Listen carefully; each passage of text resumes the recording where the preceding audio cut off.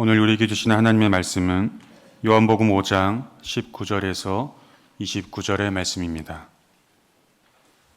요한복음 5장 19절에서 29절의 말씀, 신약 150쪽에 있습니다. 제가 봉독하겠습니다. 그러므로 예수께서 그들에게 이르시되 내가 진실로 진실로 너희에게 이르노니 아들이 아버지께서 하시는 일을 보지 않고는 아무것도 스스로 할 수 없나니 아버지께서 행하시는 그것을 아들도 그와 같이 행하느니라. 아버지께서 아들을 사랑하사 자기가 행하시는 것을 다 아들에게 보이시고 또 그보다 더 큰 일을 보이사 너희로 놀랍게 여기게 하시리라. 아버지께서 죽은 자들을 일으켜 살리심같이 아들도 자기가 원하는 자들을 살리느니라. 아버지께서 아무도 심판하지 아니하시고 심판을 다 아들에게 맡기셨으니 이는 모든 사람으로 아버지를 공경하는 것 같이 아들을 공경하게 하려 하심이라. 아들을 공경하지 아니하는 자는 그를 보내신 아버지도 공경하지 아니하느니라. 내가 진실로 진실로 너희에게 이르노니 내 말을 듣고 또 나 보내신 이를 믿는 자는 영생을 얻었고 심판에 이르지 아니하나니 사망에서 생명으로 옮겼느니라. 진실로 진실로 너희에게 이르노니 죽은 자들이 하나님의 아들의 음성을 들을 때가 오나니 곧 이때라. 듣는 자는 살아나리라. 아버지께서 자기 속에 생명이 있음같이 아들에게도 생명을 주어 그 속에 있게 하셨고 또 인자됨으로 말미암아 심판하는 권한을 주셨느니라. 이를 놀랍게 여기지 말라.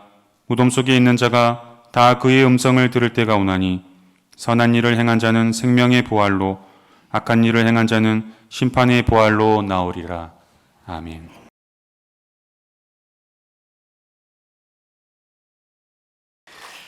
우리 갈릴리 찬양대가 아주 힘차게 찬양을 불렀습니다. 오늘 종료주일을 맞이해서 호산나 찬양을 힘차게 불렀습니다. 우리 교우들도 또 한 마음이 되어서 같이 마음으로 찬양한 줄로 믿습니다. 여러분, 예수님께서 예루살렘에 입성하신 것은 무슨 권력자로서 세상을 정복하기 위해 들어가는 것이 아닙니다. 오히려 우리를 위해서 자신을 내어주시고 십자가에 달리기 위해서 예수님께서 예루살렘에 들어갔습니다. 예수님이 그걸 알고서 가시는 것입니다. 모르고 가서 당하는 게 아니고요. 예수님은 그것을 알면서 그 고난의 자리로 들어가셨던 것입니다. 앞으로 자신에게 무슨 일이 벌어질지 알고 계셨습니다. 하지만 주님은 우리를 사랑하시기에 기꺼운 마음으로, 즐거운 마음으로 주님은 예루살렘에 들어가셨습니다. 예루살렘에 들어갈 때에 사람들이 종려나무 가지를 꺾어서 흔들었습니다. 환영하는 뜻이죠. 호산나, 다윗의 자손이여 찬송하리로다. 여러분, 호산나 하는 뜻은 우리를 구원하여 주옵소서, 그런 뜻입니다. 하나님, 우리를 구원해 주십시오. 이 오늘과 같이 어려운 이 시대에 우리를 구원해 주십시오. 로마의 압제를 받고 있는 우리를 구원해 주십시오. 죄와 어둠 속에 살고 있는 우리를 구원해 주십시오. 이런 외침이 그들의 노래 속에, 찬양 속에 들어있었습니다. 여러분, 많은 사람들이 그렇게 예수님을 환영했는데 오늘 우리도 그런 기쁜 마음으로 주님을 찬양하고 주님을 배반한 자리에 있지 아니하고 영원토록 주님을 섬기는 믿음의 사람 되기를 간절히 축복합니다. 우리 계속해서 우리 요한복음 말씀 읽어가도록 하겠습니다. 지난 시간에 우리는 예수님께서 예루살렘 성전에서 예수님이 고쳐주신 병자를 만난 이야기를 보았습니다. 그는 처음에 예수님이 누가 자신을 고쳐준지 몰랐습니다. 하지만 성전에서 예수님을 만나면서 예수님의 말씀을 들으면서 깨닫게 된 것이죠. 예수님이 말씀하셨습니다. 더 심한 것이 너에게 생기지 않도록 죄를 범하지 말라. 육신이 고침을 받는 것 너무나도 기쁜 일입니다. 좋은 일입니다. 하지만 그것보다 더 중요한 것은 너에게 주어진 그 기회를, 너에게 주어진 삶을 하나님을 위해 살라고 말씀하는 것입니다. 건강이 회복되고 주어진 기회를 죄를 범하며 살다가는 결국에는 심판과 멸망으로 가게 될 것이라고 주님이 가르쳐 주신 것입니다. 그에게 하나님이 기뻐하는 인생을 살도록 주님이 권면하고 인도해 주었습니다. 이 사람이 자기를 고쳐준 분이 누군지 알지 못했다가 예수님을 통해서 분명히 깨닫게 되었어요. 이분이 메시아구나, 구세주구나, 이걸 알게 되면서 당시 종교 지도자들, 자기를 뭐라고 했던 그 종교 지도자들에게 쫓아가서 내가 예수님이 나를 고쳐줬다고, 나를 이렇게 회복해 주었다고 자랑스럽게 그렇게 이야기했습니다. 그랬더니 또 하나의 어려움이 닥쳐오게 되었습니다. 유대교 종교 지도자들은 예수님을 기쁨으로 맞이하고 또 감사를 드리지 않았습니다. 오히려 찾아와서 예수님을 박해했습니다. 안식일법을 지키지 않았다고 그렇게 박해했던 것입니다. 그때 예수님께서 말씀했죠. 아버지께서 안식일을 일하시기 때문에 나도 일한다. 그들 앞에 그렇게 얘기했습니다. 하나님께서 이 우주 만물을 운행하시고 생명을 살리시는 일을 하기 때문에 나도 안식일에 일한다는 것입니다. 이 안식일에 병자를 고치는 것은 너무나도 당연한 일이라고 주님은 말씀하셨습니다. 성도 여러분, 안식일은 하나님께서 우리에게 주신 하나님의 선물입니다. 하나님을 예배하면서 쉼과 회복을 얻고 또 생명을 살리는 복된 날이 되기를 간절히 축복합니다. 이렇게 주일에 주님 앞에 나와서 예배할 때마다 여러분의 마음에 하나님의 쉼과 평강이 임하고 하나님을 예배함으로 또 하나님의 은혜를 새롭게 누리는 우리 모든 믿음의 성도가 되기를 간절히 축복합니다. 오늘 말씀은 계속 이어지는 말씀이죠. 지난주에 이어서 예수님께서 유대교 종교 지도자들과 논쟁하고 그들에게 대답하는 말씀이 계속해서 이어지고 있는 것입니다. 유대교 지도자들이 예수님 앞에 와서 왜 병자를 하필이면 안식일에 고치느냐, 왜 안식일법을 어겼느냐 이렇게 몰아붙였습니다. 그들이 막 화를 내면서 왜 그랬는지 다그쳤습니다. 그때 주님이 주님 앞에 그들이 두 가지를 잘못했다고 얘기하는 거죠. 하나는 안식일법을 어겼다 하는 것이고요. 또 하나는 예수님이 하나님을 자기 친아버지라고 말하고 있기 때문입니다. 하나님께서 일하시니 나도 일한다. 하나님을 주님과 동격으로 주님이 예수님께서 말씀하셨습니다. 이걸 듣고서 유대 지도자들은 가만히 있을 수가 없었습니다. 여러분, 당시에 유대법에는 하나님을 모독하는 죄는 신성 모독죄로 돌에 맞아 죽는 것입니다. 근데 오늘 여기 유대교 종교 지도자들이 들어보니까 예수님이 자기를 하나님과 동격이라고 말하는 거예요. 이 사람들이 도저히 참을 수가 없었습니다. 이 사람들은 인간의 몸을 입고 오신 예수 그리스도를 하나님의 아들로 깨닫지 못하고 있기 때문입니다. 그래서 그들은 예수님을 죽이려고 핍박하게 됩니다.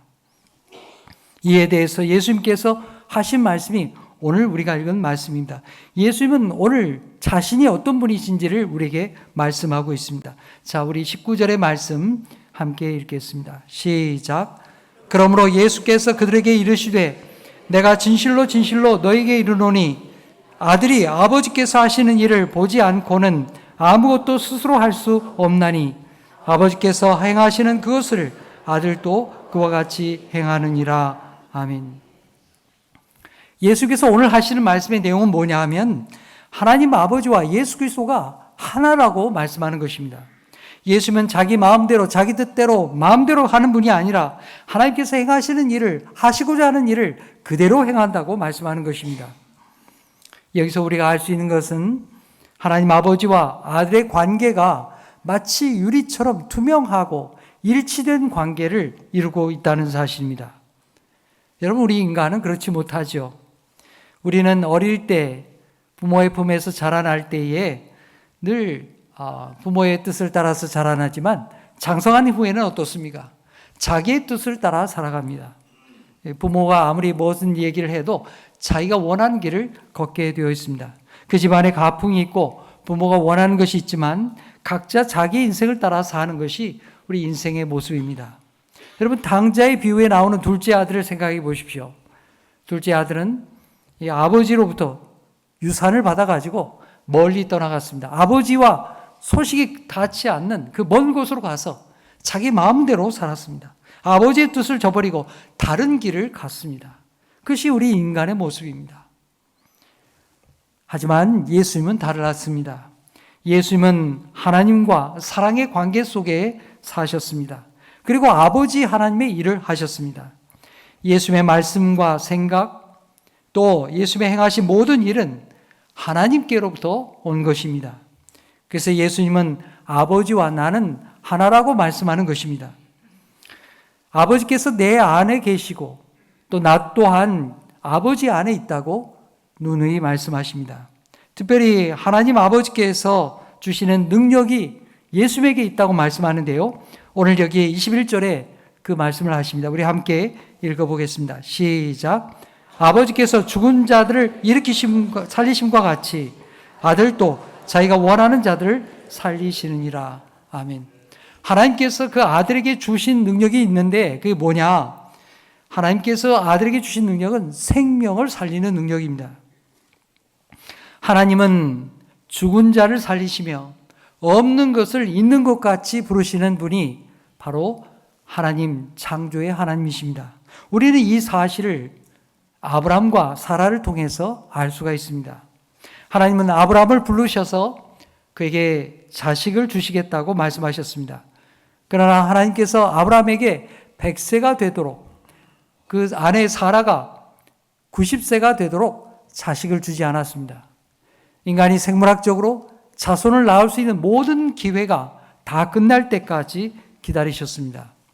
그런 가운데 마침내 사라가 잉태할 수 있었던 것은 하나님이 생명의 하나님이시오 부활의 하나님이시기 때문입니다. 아브라함이 독자 이삭을 낳고 한참 기뻐할 때였습니다. 하나님이 아브라함을 부르셔가지고 너의 독자 이삭을 하나님께 바치라고 했습니다. 그때 아브라함은 많은 괴로움과 어려움이 있었지만 결국에는 하나님의 말씀에 순종했습니다. 하나님은 없는 것을 있게 하시고 또 죽은 자를 살리시는 하나님이라는 사실을 그는 분명하게 믿었기 때문입니다. 이삭을 낳게 된 그 사실 자체가 하나님이 부활의 하나님이라는 사실을 그는 믿었기 때문입니다. 그래서 주신 분도 하나님이시오 취하시는 분도 하나님이시라고 믿었습니다. 자손을 주시겠다고 하는 약속은 하나님이 또 다른 기회를 통해서 이루어 주실 거라고 그는 믿었습니다. 여러분, 예수님 또한 하나님의 아들로서 하나님과 동일한 생명의 능력을 가지고 오셨습니다. 각종 병자를 고치시고 죽은 자를 일으키시는 놀라운 능력을 우리 주님은 우리에게 보여주셨습니다. 주님이 하나님의 아들로 오심이라는 사실을 우리가 보게 하신 것입니다. 우리의 눈으로 보게 하신 것입니다. 하지만 여러분, 세상에서 눈으로 보는 기적보다도 더 중요한 기적은 예수님이 십자가를 통하여 우리를 사망에서 생명으로 옮기시는 사건입니다. 이 십자가의 사건이 어떤 기적보다도 가장 귀한 구원이요 생명의 사건인 줄로 믿습니다. 사랑하는 여러분, 우리가 십자가를 바라볼 때마다 부활의 주님, 생명의 주님을 사모하게 되기를 간절히 축복합니다. 또 하나 하나님께서 이 아들 독자 예수 그리스도에게 주신 능력이 있습니다. 뭐냐? 그 바로 심판하는 권세입니다. 22절의 말씀에 있죠. 하나님 아버지께서 직접 심판하지 아니하고 이제는 아들 예수 그리스도에게 그 모든 심판의 권세를 맡기시는 것입니다. 여러분, 구약 시대에는 하나님께서 친히 모든 인간의 불의와 죄악과 불순종을 심판하셨습니다. 창세기에 나오는 바벨탑의 사건이 그렇고 노아의 홍수의 사건도 그렇습니다. 이스라엘 백성들이 하나님 앞에 불순종할 때에 하나님께서 그들을 심판하셨습니다. 북이스라엘은 아수르에게 멸망하고 남쪽 유다는 하나님의 백성임에도 불구하고 그들은 바빌로니아에게 멸망했습니다. 이스라엘 백성들뿐만이 아닙니다. 주변의 나라들, 아시리아 제국, 또 바빌로니아 제국도 하나님의 심판 가운데 멸망하게 되었습니다. 그런데 예수 그리스도께서 세상에 오심으로 하나님이 친히 행하시던 이 심판의 권세를 이제는 예수 그리스도에게 맡기신다고 말씀하시는 것입니다. 그러나 예수님은 하나님의 심판만을 가지고 오신 분이 아닙니다. 살리는 권세도 같이 가지고 오셨습니다. 누구든지 예수 그리스도를 믿는 자는 멸망치 않고 영생을 얻는다고 우리에게 약속해 주시는 것입니다. 이렇게 하나님 아버지께서는 예수 그리스도에게 살리는 권세도 심판하는 권세도 맡겨주셨습니다. 하나님께서 이렇게 하신 까닭은 그 아들 예수 그리스도를 공경함을 통해서 아들을 인정받게 하시는 것입니다. 하나님을 우리가 인정하고 공경하듯이 그 아들 예수 그리스도를 공경하고 인정하도록 해서 하나님께 영광이 되게 하신 것입니다. 여러분, 우리나라의 대사가 다른 나라에 가게 될 때에 그 대사는 우리나라의 자격을 가지고 갑니다. 함부로 대할 수 없습니다. 단지 개인의 차원이 아니라 그 사람은 그 나라의 모든 것을 대표하기 때문입니다. 그래서 그 사람을 존대하고 잘 영접하는 것입니다. 여러분, 우리가 예수 그리스도를 영접하고 공경하는 것, 하나님 아버지를 영접하고 공경하는 것과 같습니다. 사랑하는 여러분, 우리가 예수 그리스도를 섬기고 예배하고 공경하면서 하나님을 영원하게 하는 믿음의 사람 되기를 간절히 축복합니다. 자, 이제 예수님께서 말씀하신 오늘 24절의 말씀 우리가 함께 읽겠습니다. 시작. 내가 진실로 진실로 너에게 이르노니 내 말을 듣고 또 나 보내신 이를 믿는 자는 영생을 얻었고 심판에 이르지 아니하나니 사망에서 생명으로 옮겼느니라. 아멘. 우리는 보통 이 말씀을 읽으면 영생을 얻었다, 또 사망에서 생명으로 옮겼다, 이 말씀에 집중하게 됩니다. 그런데 오늘 우리가 기억할 것은, 우리가 먼저 기억해야 될 것이 있다는 사실입니다. 그건 바로 우리가 영생을 얻고 하나님께서 우리에게 영생을 주시고 사망에서 생명으로 옮기는 이 은혜를 우리 것으로 만드는 방법이 있다는 사실입니다. 그 방법이 뭡니까? 오늘 여기 말씀에 이야기하고 있죠. 내 말을 듣고 나 보내신 이를 믿는 자는, 이렇게 말씀하고 있습니다. 여러분, 로마서 10장 17절의 말씀, 믿음은 들음에서부터 난다고 하시는 그 말씀과 같이 예수님도 똑같은 말씀을 우리에게 들려주고 있습니다.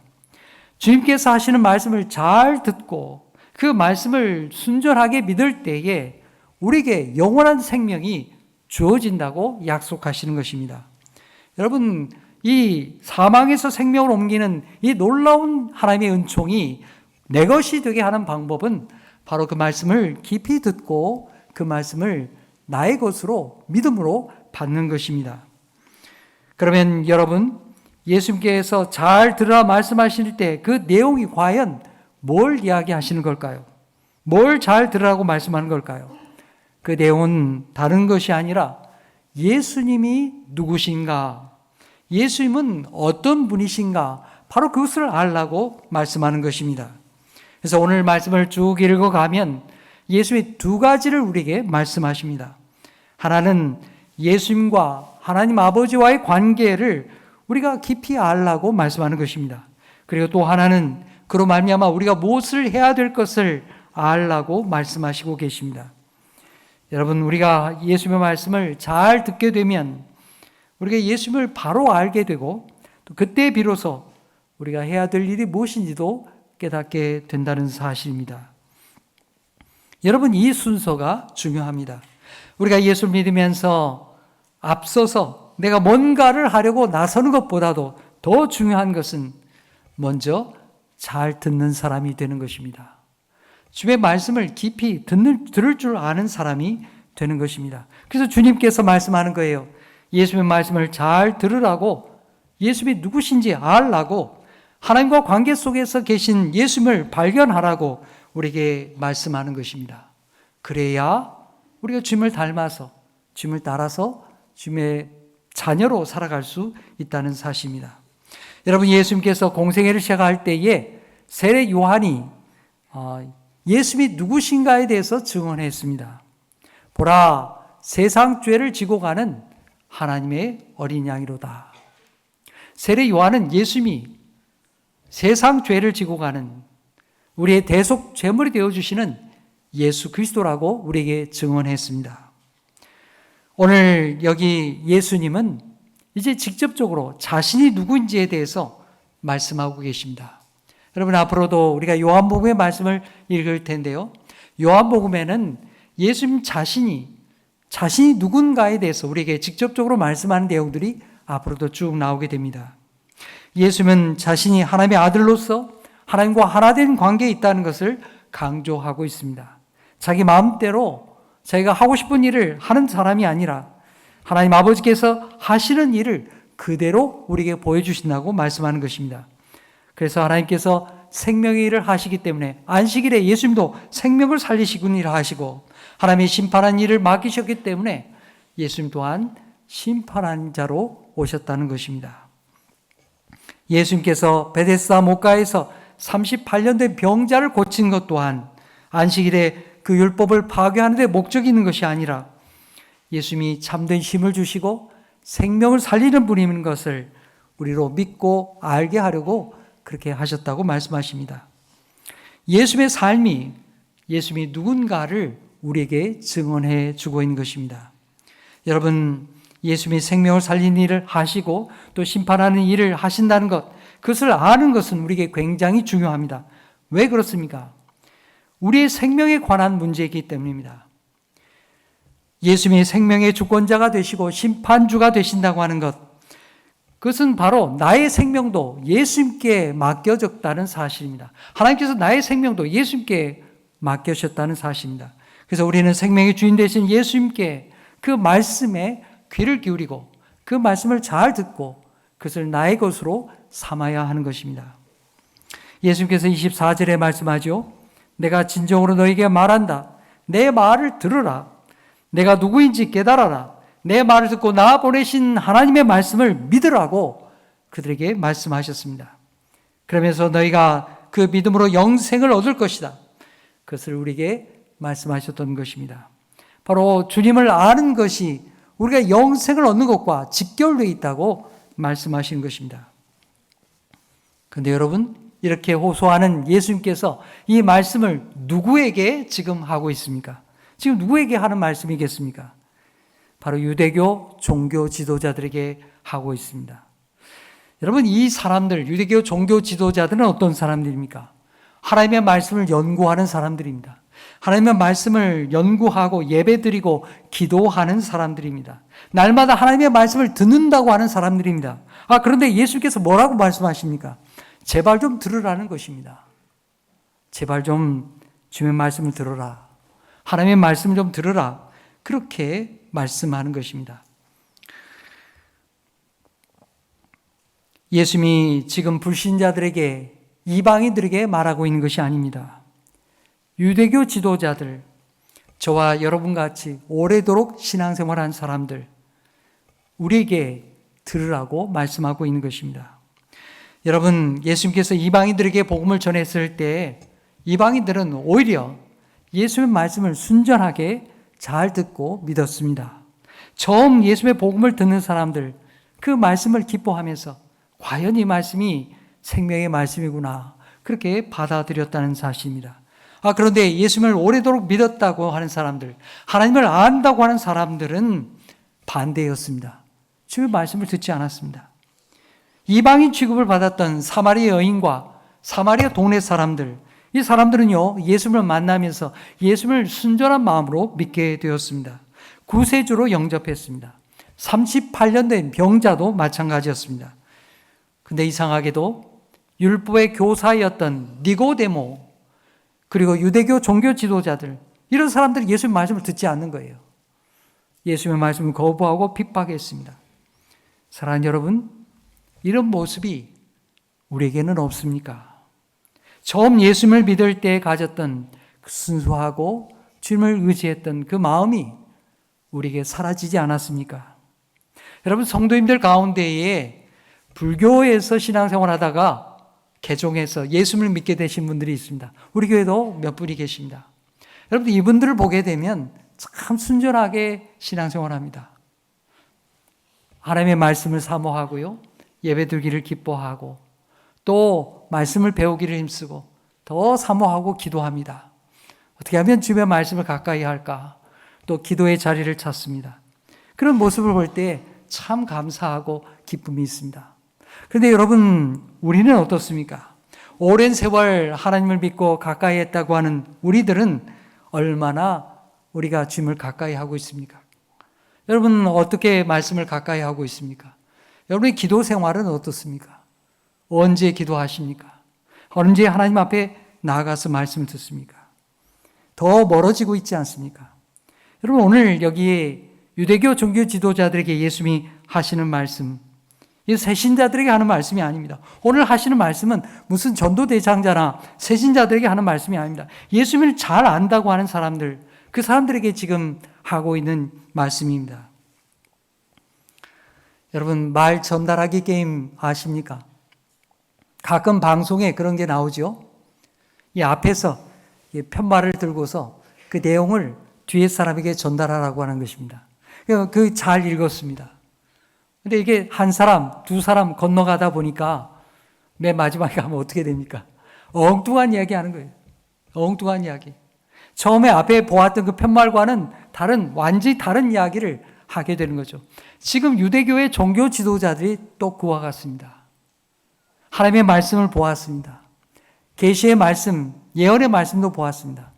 보았지만 이 말씀을 깨닫지 못하고 말씀이 육신이 되어 오신 예수님을 보면서도 엉뚱한 말을 하고 있는 거예요. 그러면서도 자신들이 하나님을 잘 믿고 있다 이렇게 생각하고 있는 거죠. 여러분, 그래서 예수님께서 그들에게 호소하는 것입니다. 말씀이 육신이 되어 오신 예수님을 제발 좀 잘 들어라. 주님이 오셔서 말씀하시는데 그 본래적인 뜻을 잘 깨닫고 그 율법의 말씀을 깨닫고 나를 좀 보아라. 그렇게 주님이 말씀하시는 것입니다. 사랑하는 여러분, 우리가 예배하면서 말씀을 들으면서 우리의 무뎌진 마음이 새롭게 되기를 간절히 축복합니다.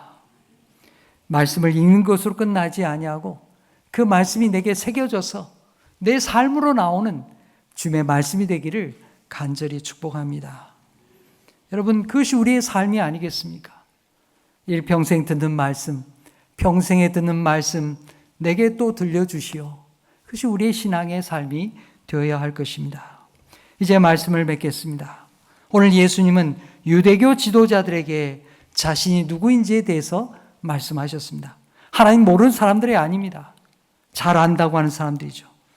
근데 이 사람들에게 예수님이 말씀하십니다. 예수님은 하나님과 하나다. 나는 하나님이 하시는 일, 생명을 살리는 일, 심판하는 일을 하기 위해서 오셨다고 말씀하십니다. 사랑하는 성도 여러분, 오늘 우리는 성찬에 참여합니다. 이 성찬을 받으면서, 성찬에 참여하면서 이 마지막 만찬에 그 자리에 있었던 제자들에게 주님이 하시는 말씀을 여러분도 마음으로 들을 수 있기를 간절히 축복합니다. 이 제자들이 이 만찬을 받으면서 처음에는 무슨 뜻인지 몰랐을 거예요. 예수님이 보라시기까지 그 뜻을 알지 못했습니다. 성찬을 받으면서 주님의 말씀을 깨닫지 못했습니다. 귀 기울여 깨닫지 못했습니다. 들어야 할 말씀을 알지 못했습니다. 사랑하는 여러분, 우리가 다시금 성찬의 자리에 나아가면서 정말 주님의 말씀이 깊이 깨달아지기를 바랍니다. 기도의 자리로 나아가시기 바랍니다. 새롭게 되기를 바랍니다.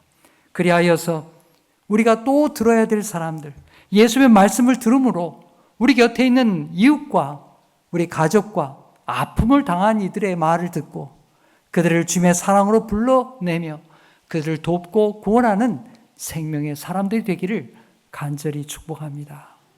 하나님의 말씀이 여러분과 함께 하시기를 간절히 축복합니다. 기도하겠습니다. 하나님 아버지, 말씀을 통하여 예수님 당시에 유대교의 지도자들의 모습을 보았습니다. 그들은 수없이 예배했고 기도했지만 메시아로 오신 예수의 말씀을 들을 귀가 없었습니다. 주님, 그들은 예수님이 누군지, 왜 그런 일을 하신지도 깨닫지 못했습니다. 주님, 오늘 우리는 어떻습니까? 우리도 마음이 무뎌져서 주의 말씀을 듣지 못하고 그렇게 예배하지 않습니까? 우리 마음이 처음 믿을 때의 마음과 같이 그렇게 순전하게 믿게 하여 주시고 주의 말씀을 잘 받아들이는 하나님의 사람, 말씀으로 사는 사람이 되게 하여 주옵소서. 세상에 우리를 혼란케 하는 그런 소리를 귀 기울이는 것이 아니라 우리에게 생명 양식 되시는 주의 말씀으로 우리를 채워 주옵소서. 주의 말씀이 우리에게 채워져서 우리 마음이 넓어지게 하시고 그래서 우리 가족과 이웃들의 아픔도 듣고 주의 말씀과 사랑을 증거하는, 그렇게 해서 하나님의 구원을 이루어가는 믿음의 사람들이 되게 하여 주옵소서. 예수의 이름으로 기도하옵나이다. 아멘.